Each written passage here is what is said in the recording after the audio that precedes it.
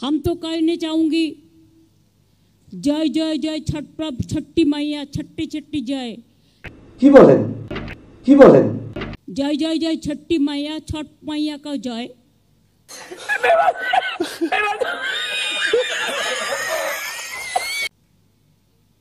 छोटी छोटी नहीं छठी मैया को छठ पूजा का जय।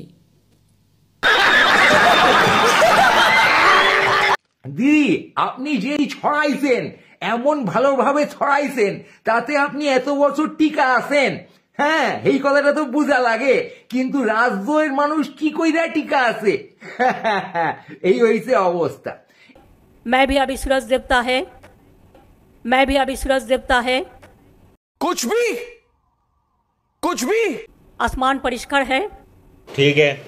आप लोगों को पता है कि छठ पूजा इतना आसानी नहीं है, 36 घंटा इसको फास्ट रहना पड़ता है।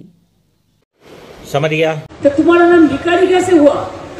तो वो मेरे को बोला हम भीख मांग के खाते थे छोटा में, तो इसी के लिए मेरे को नाम भिखारी हुआ। कि छठी मैया के लिए मैं भी एक गाना बनाया, जय जय जय छठी मैया जय जय जय, अच्छा रहे सच्चा रहे सुस्त रहे है।